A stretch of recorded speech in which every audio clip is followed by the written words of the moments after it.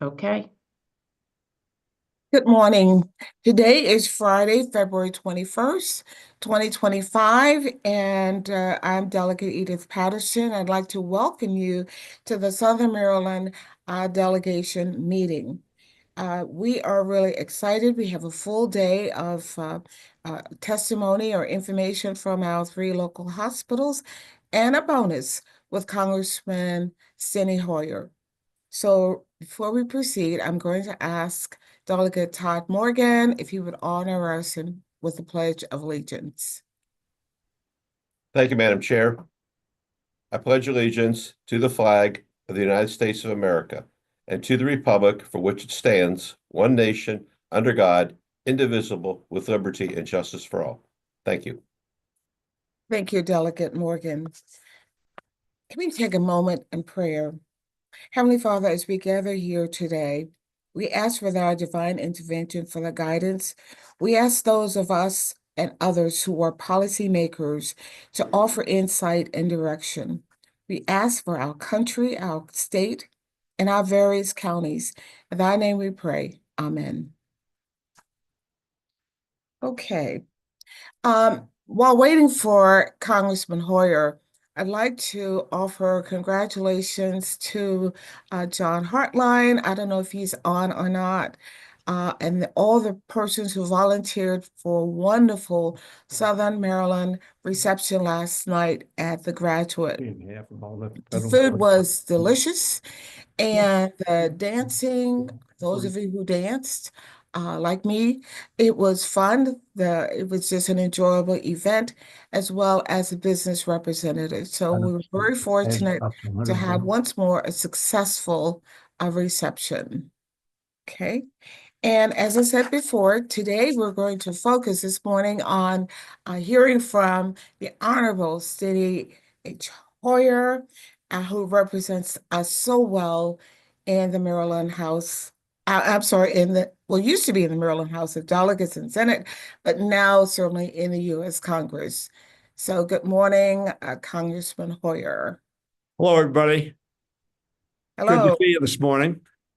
Thank you very much for giving me this opportunity to bring news you already know.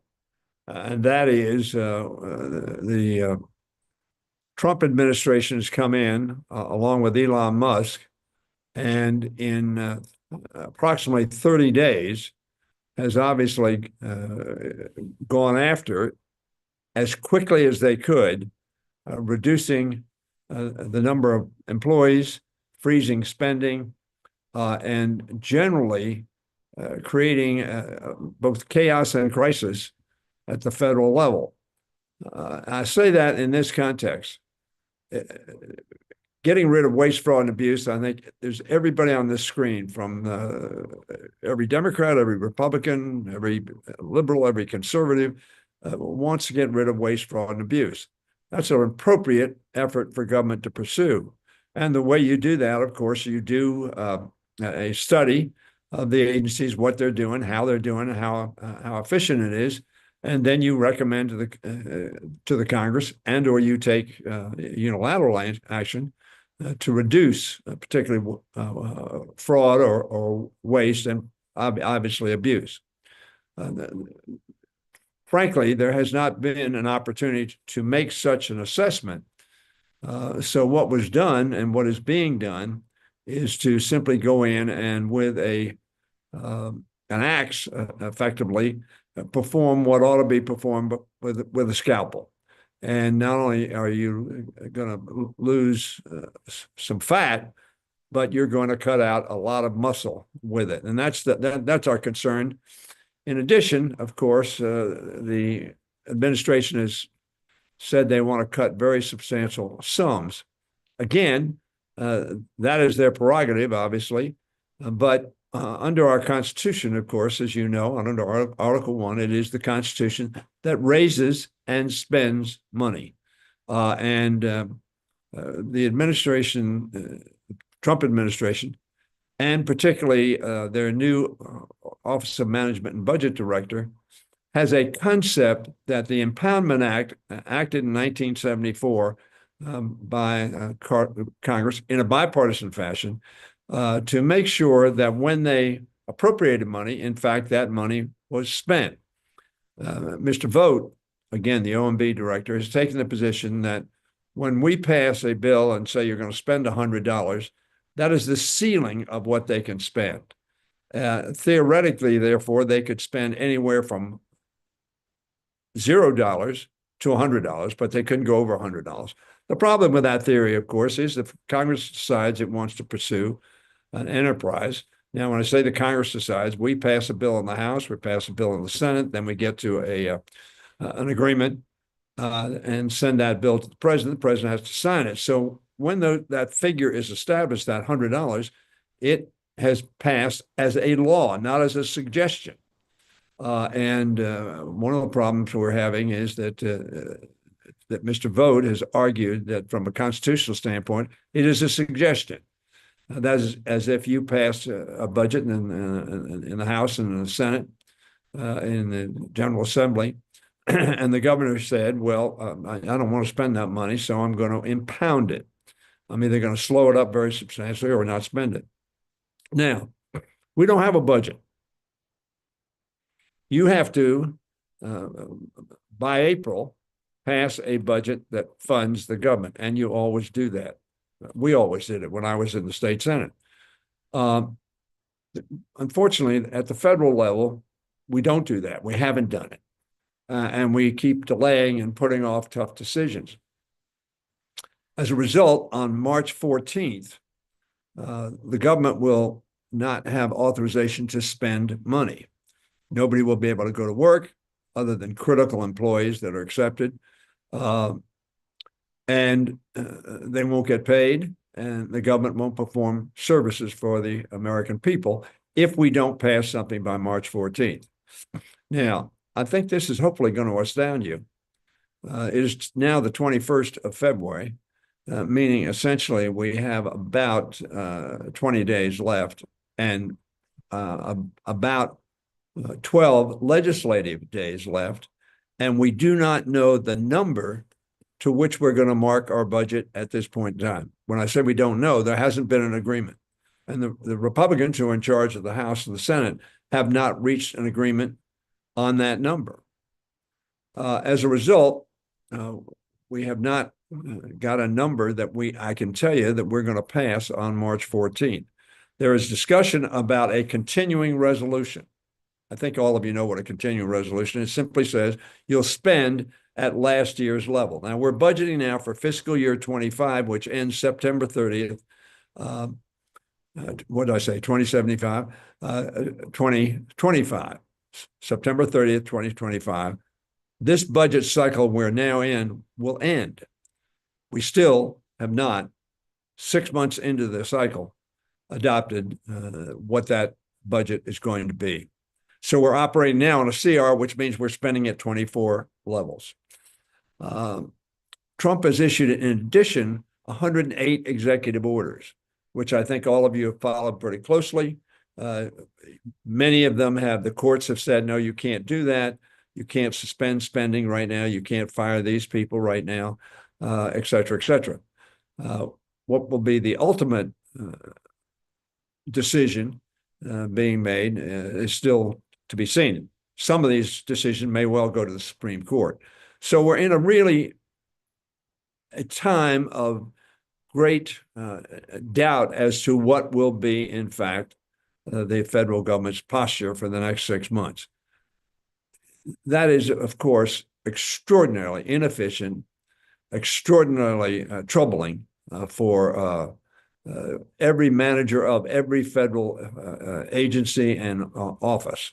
And you can imagine what would be on the state level if nobody knew what the budget was going to be until 6 months into your fiscal year. You're going to adopt the budget that for the fiscal year that starts July 1. So agencies will have some knowledge as to how they can plan.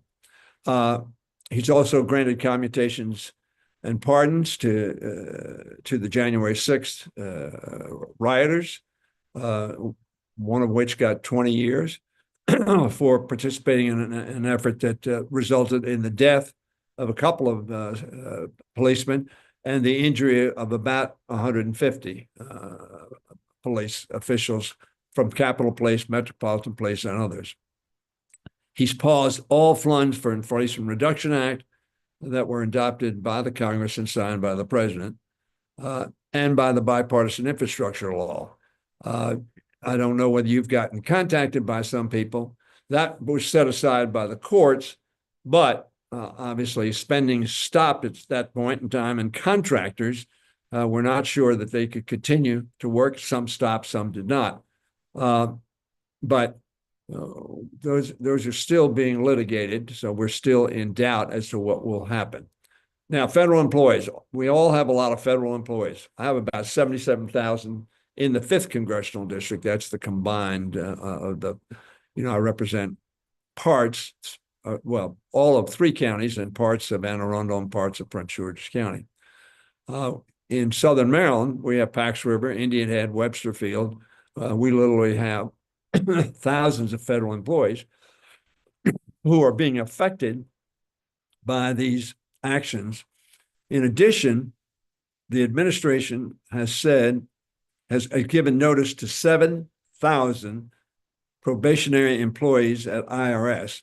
They were hired pursuant to the IRA Act in this 117th Congress. It's 2 Congresses ago, hired because the Congress made a determination that with the growing complexity of tax returns, and with there being 800, give or take $100 billion,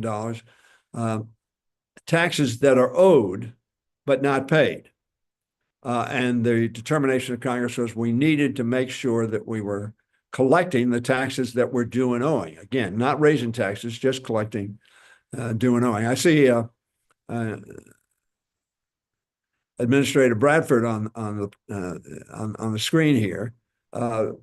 He obviously gets federal funds. So many enterprises get federal funds. They are all in doubt as to what the cash flow will be. So it's a very terrible situation. The buyout, which was determined to be illegal by some courts, that's still in the frozen federal hiring, mandated return to work. You can argue that in a lot of different ways. But it obviously has disrupted very much families, particularly families who are having difficulty caring for their children, getting them to school, particularly younger children who are not in school. They've moved to reclassify about 50,000 people. We don't know exactly who, but 50,000 people from being protected by the civil service system to positions which are not protected under civil service and are essentially at-will employees. So that we are going to have a lot of people who are very concerned about what their future is.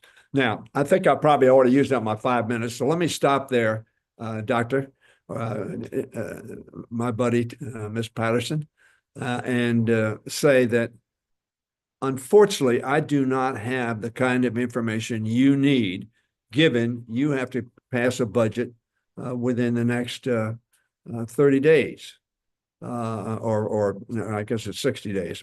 But I can't give you the information you need.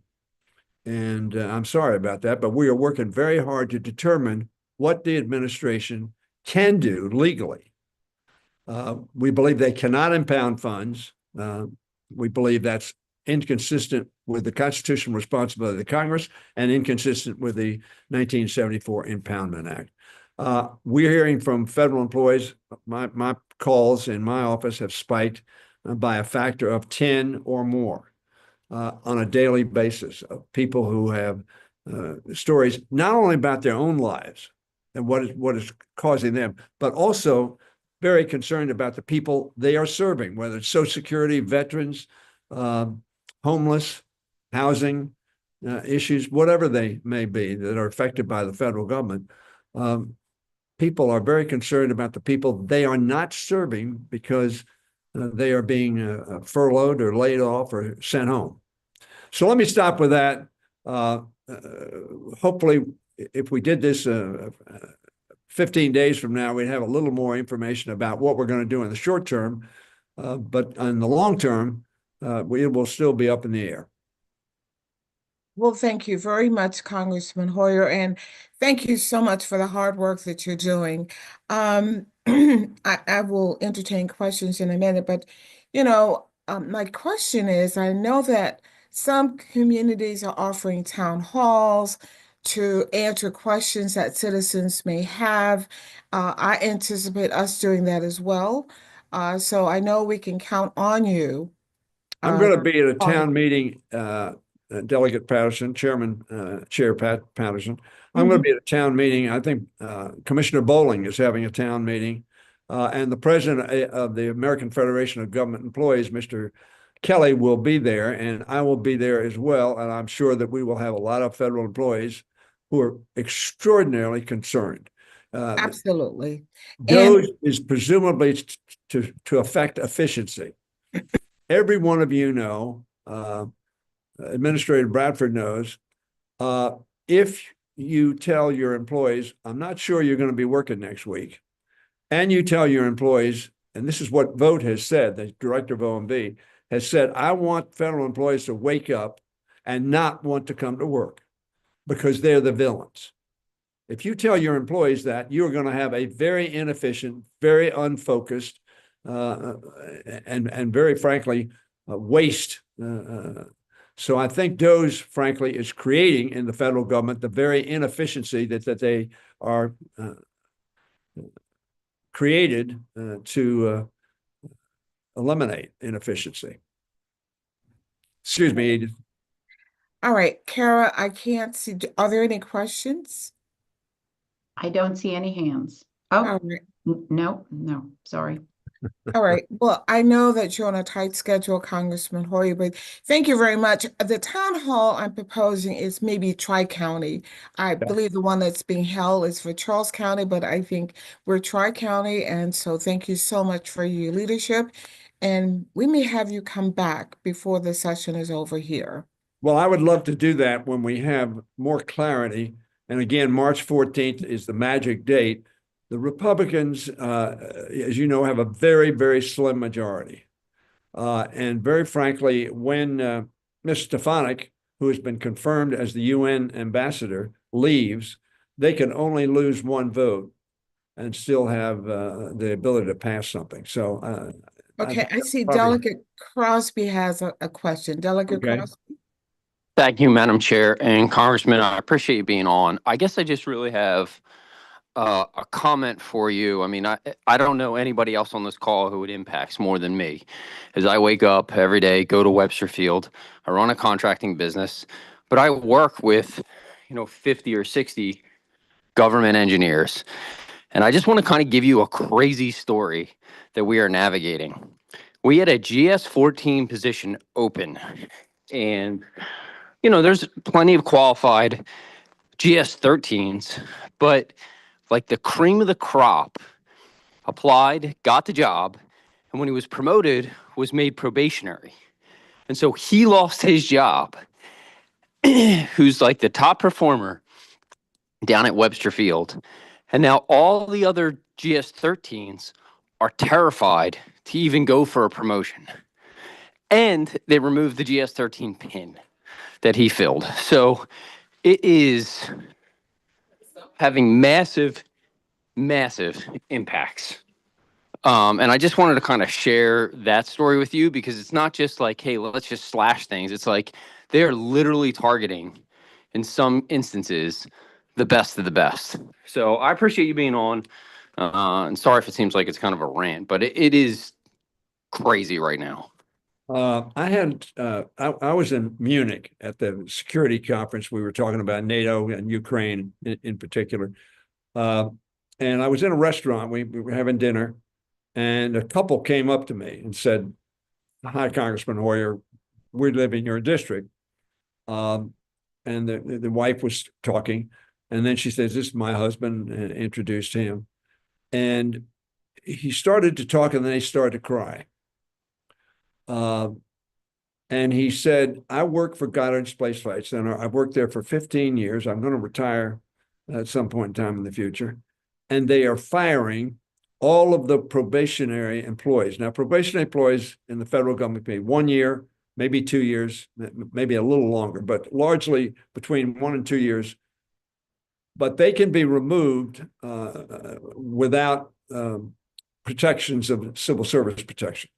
And apparently at Goddard, all of those who, Glenn Ivy's district now, but I represented it for 42 years. His point being, who is going to succeed me? This is your point. The 13s don't want to go up to be unprotected. 13s are protected on the civil service. 14s are as well. 15s, 16s, 17s, the SES don't enjoy the same protections, at least in terms of keeping that job.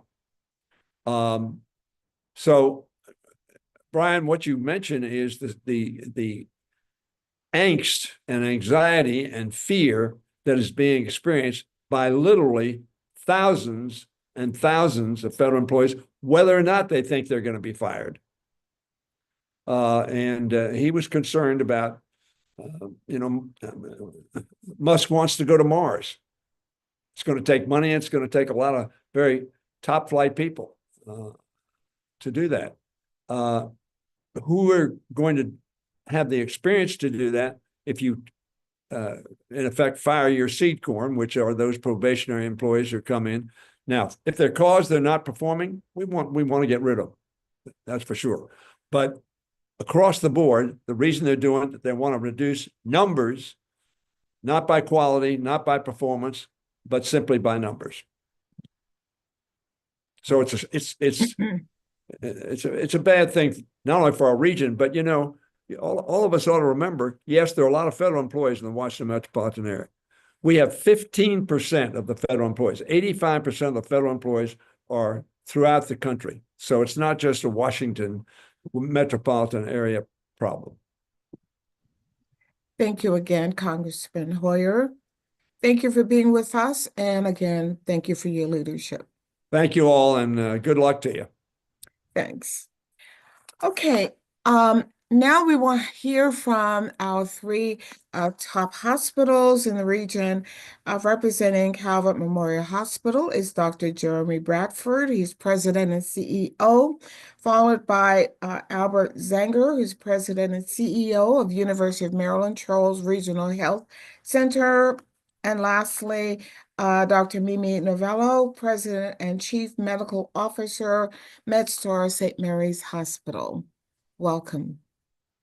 Thank you, Madam Chair. And again, I'm Jeremy Bradford, President and CEO here at Calvert Health. And before I get started, I just wanted to highlight, since I'm going first, of the collaboration, the partnership that's occurring within the Tri-County area. And I think it's important to note with Mr. Zanger and Dr. Novello and myself, how closely we work together to make sure that we are serving our Tri-County area. And the first great example that I would give you is the partnership that we have with the joint venture with Chesapeake Potomac Home Health Agency, which has been serving the region since 1995. And our three organizations come together to ensure that we're providing home health care to and which is a high quality service to those in need in our respected counties. And that's us coming together as board members as well as community providers to ensure that we're meeting the needs of that post-acute care, which is so important. The second amazing example that I would give you is our partnership between our three organizations with the Chesapeake Potomac Regional Cancer Center, also known as CPRCC, which is a unique partnership that is providing cutting-edge radiation therapy for nearly 2 decades. And it was formed in 2006 between our organizations. And I think it's important to note that because a lot of people don't understand how well we work together and how we come together for the common good of our respected Tri-County area and our communities. And we all know the prevalence of cancer in this region. So we are working together to ensure that we are partners as well as advancing healthcare, not just in our communities, but in the region. So I just wanted to point that out first and thank you all as our elected officials for all that you're doing to support us. When we talk about number one priority or top priorities for our respected organizations, one thing that comes to my mind that I've had conversation with a few of you about is our need to fund House Bill 351 and Senate Bill 520, which would allocate $3.9 million for a much needed renovation of our Family Birth Center. And why does this matter? Because maternity care is disappearing across rural healthcare in our entire country. According to the Centers for Healthcare Quality and Payment Reform, over half of the country's rural hospitals are not offering labor and delivery services. In fact, more than 200 rural hospitals across the U.S. have stopped delivering babies in the past decade. But our board of directors, with our strategic plan, made a decision that we're going to be committed in Calvert County to delivering patients right here in our community. But we have an aged infrastructure. We have an infrastructure that right now has not been renovated since 1999, which was a minor renovation, but hasn't truly been updated in 50 years. So in order for us to advance the care that we need in our community so that patients aren't delivered in emergency departments and they're having to drive extended periods of time, we want to make sure that we're providing that women's and children's services right here in Calvert County. And House Bill 351 and Senate Bill 520 will help us with the MHA bond grant. So the total project cost is right at just under $10 million.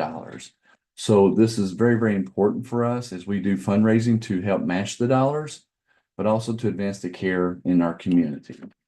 And as we all know, healthy hospitals equal healthy communities. And with that, we have with our strategic plan a laser focus on expanding primary care, where we're going to add 5 net new primary care providers over the next 5 years to complement the care and to work to keep patients out of our busy emergency departments.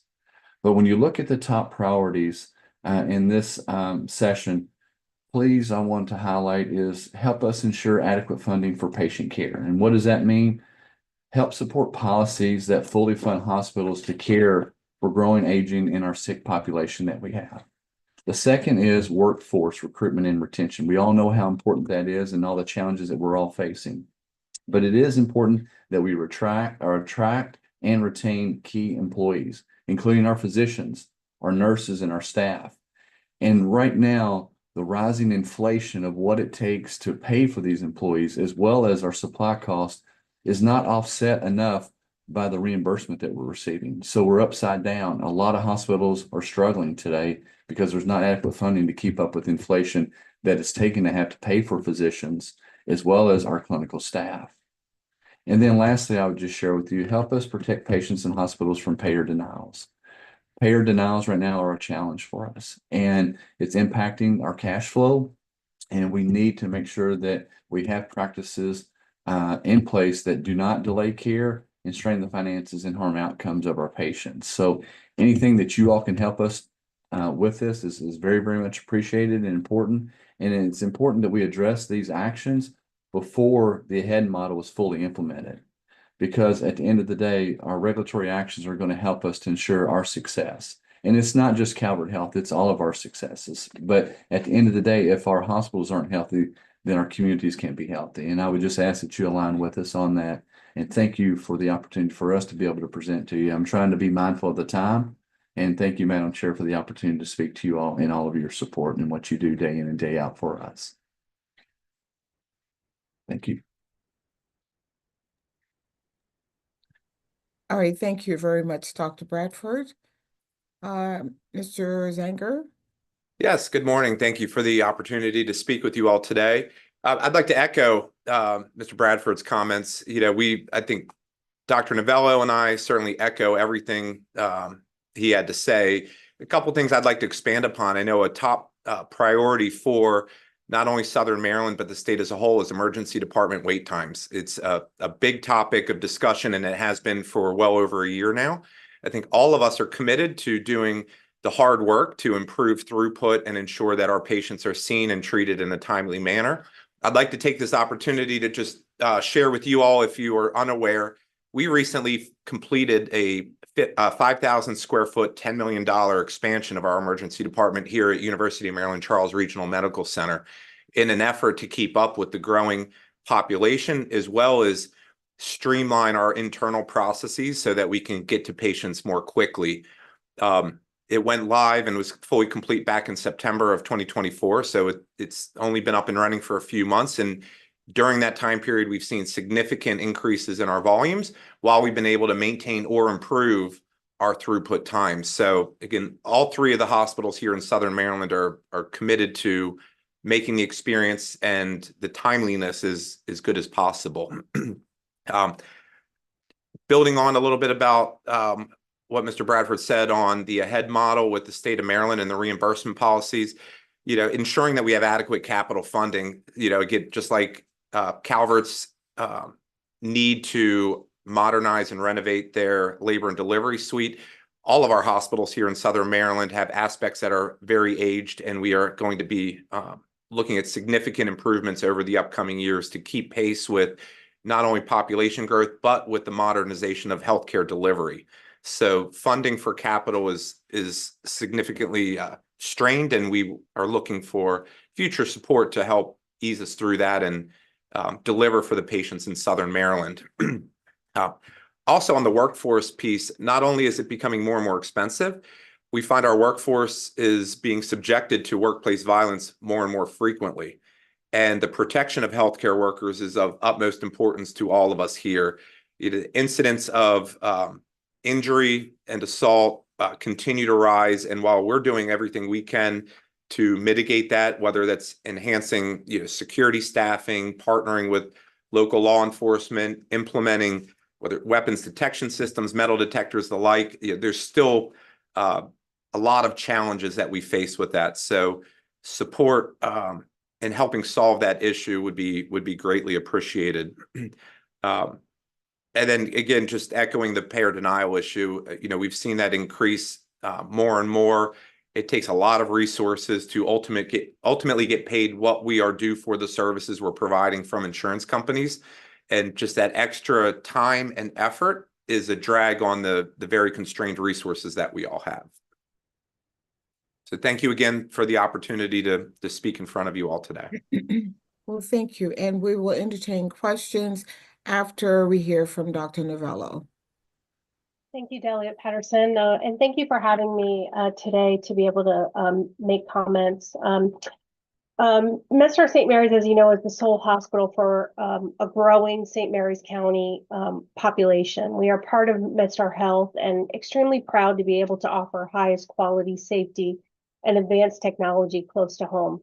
MedStar St. Mary's has a deep commitment to quality and safety, and we consistently perform at the top of the state in all of the pay-for-performance quality metrics, population health, and we've been extremely successful in our ED throughput.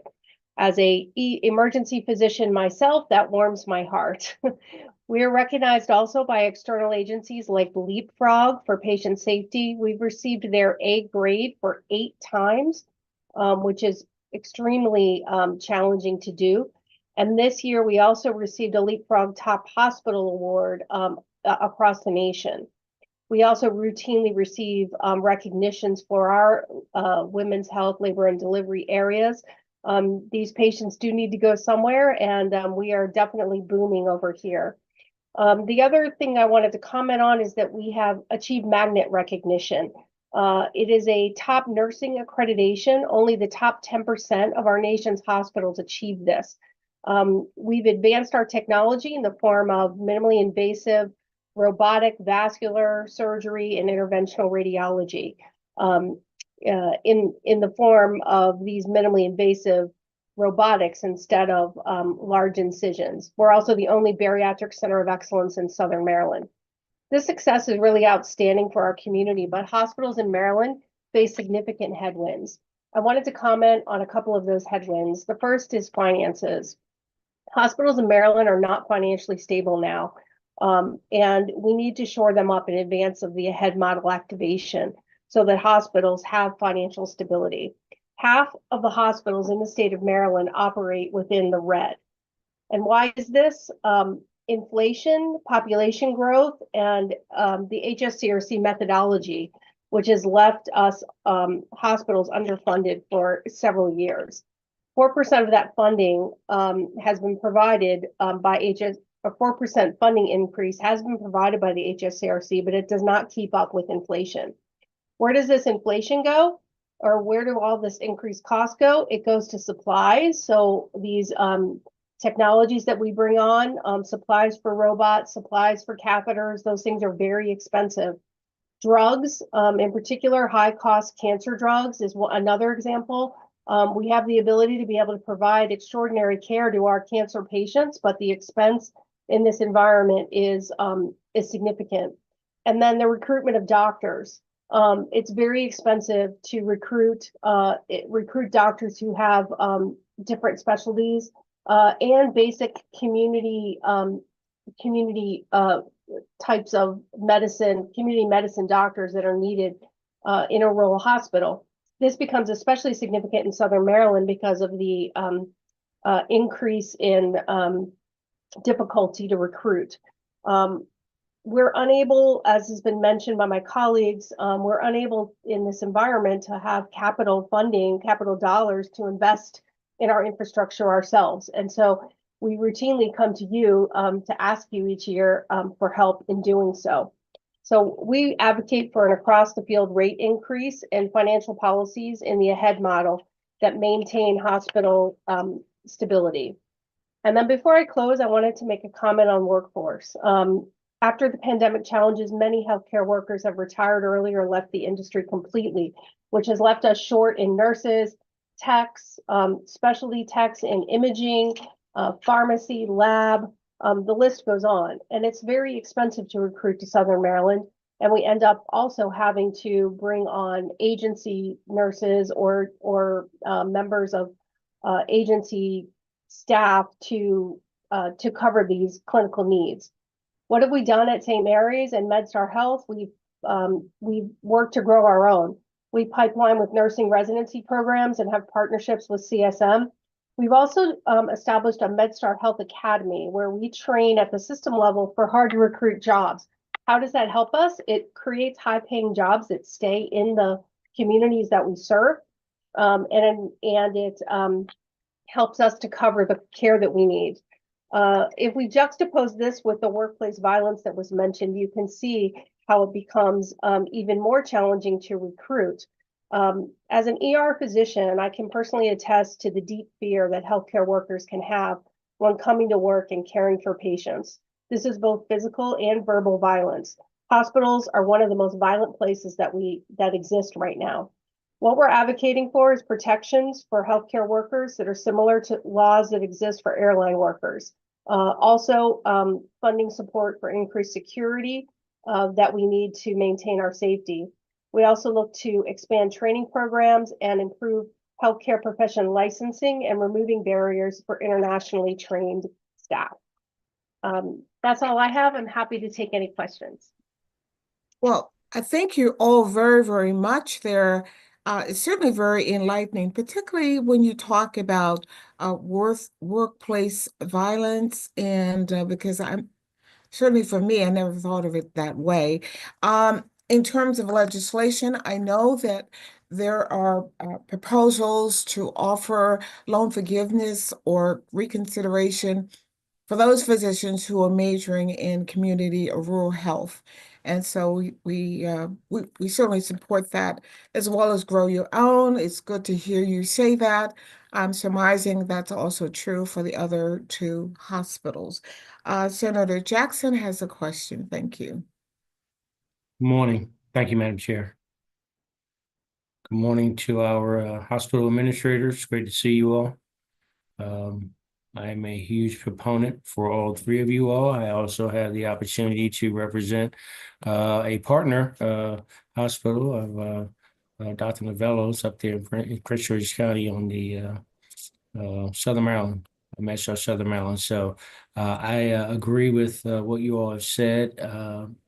We are strong supporters, and I look forward to working with our Southern Maryland team to address those capital needs you have going forward. You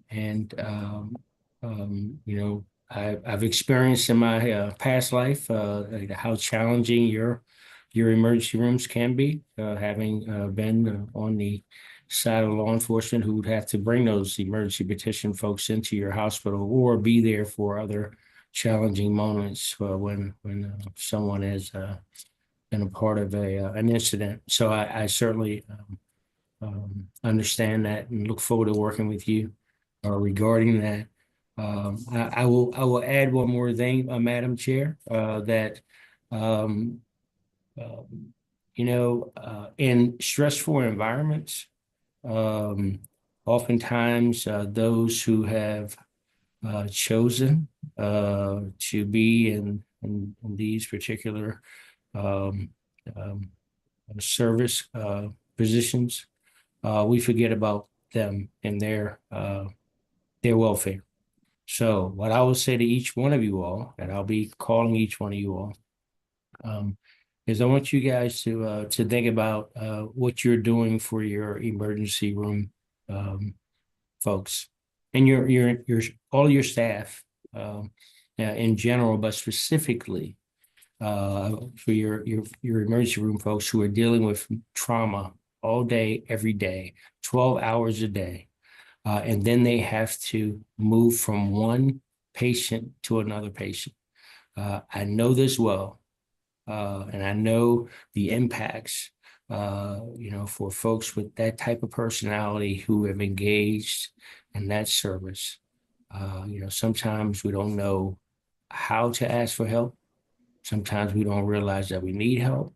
So it's very important that the supervisors and administrators on down are very much aware of the individuals who are charged to do this. It's been on my mind for a while. And I think it's time for us, it's far past the time, but it's definitely time for us to address that. And I want to be a part of that and trying to help come to some sort of resolution to ensure that those folks understand that even more so how much you care about them to ensure that they are okay. So that's it, Madam Chair. Thank you. Well, thank you very, very much for adding those comments because the whole purpose for us having different providers or agencies and partners come into our meetings, the purpose is simply to share insights. We don't tell you what to say. We don't script your presentations, but all of you have shown certainly the level of concern that you have. And as legislators, we are committed to supporting you in any way that we can. Thank you very much for providing the information regarding House Bill 351 and Senate Bill 520, and also for giving us an update in terms of what's occurring in the 3 regional hospitals. So again, thank you very much. Kara, I'm not sure if we have other questions. I don't see any other hands. Well, thank you very, very much. And again, thank you for all that you're doing. Thank you all for your continued support. The 3 hospitals greatly appreciate it. Absolutely. Yes. All right, Lucille, Southern Maryland Heritage Area update. Thank you so much for carving out time after all of these important discussions. We really appreciate it. I am the executive director of the Southern Maryland National Heritage Area. We are both a state and national heritage area. We're a new national heritage area, but we've been a state heritage area for a while. Maryland is very fortunate. It is only one of 2 states in the entire nation that has a state-based heritage area. So it shows Maryland values its heritage. It values the economics of its heritage through heritage tourism. And nationally, we're only one of 62. We're one of the newest ones that have been designated, and you all know about that. So I'm trying to not waste too much time with past history, but we're all still excited about it. So we've been working really hard on the management plan, which is a required step in order to access the funding that is designated federally. And one of the things that we've been doing with that is to do huge scopes with the public and with different communities. We did a large exchange of ideas. Hundreds of people came because it is so important that we understand what Southern Marylanders want from their new national heritage area, and also statewide what is wanted from this new national heritage area. And that's all informing our management plan process. And so that's been very exciting. We've also been concentrating on pretty extensive programming. We did a film called Grandma's Hands that Maryland Public Television picked up and that PBS picked up, and they aired it in November. a half-hour version, and now they want to air the full-hour version in April, and they want it to be a series. So it's very exciting because what that quiet film did was go into people's kitchens and stories and lives, people from our region.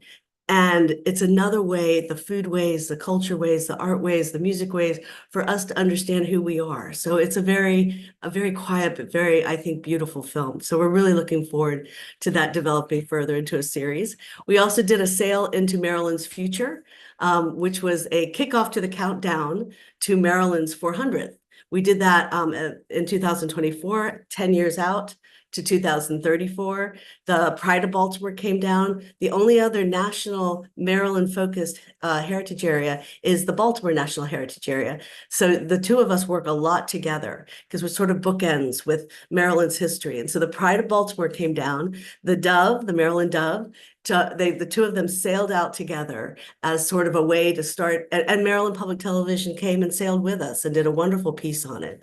And it's another way to show how important this region is and how important Maryland is to the nation's story. So that's a quick version because I'm very aware of time and I'm not going to show lots of pretty pictures, which another time I'd love to share. I did give you all a kind of a one pager on some legislation that I wanted to talk about very quickly. To start with, we are so grateful to the Moore-Miller administration for the current funding. They have shown that they understand what the heritage area program is about and the economics of the heritage area program, how it's community driven. The return on investment is crazy good. I can send all that economic data to you, but currently we have $1 for every $1 of state funds, at least $7 ROI. So it's pretty impressive and a lot of product development, and I love the program so much. So this current legislation that we have in is, first of all, it's important to know we're funded through program open space. So we are part of the transfer tax funding. We are not part of the formula. We're a dedicated line, but that line is capped. The current legislation provides the option in the future, because we're really aware right now of the economic times. So this is laying the groundwork for future growth. So it's allowing for future growth by lifting that cap in the future.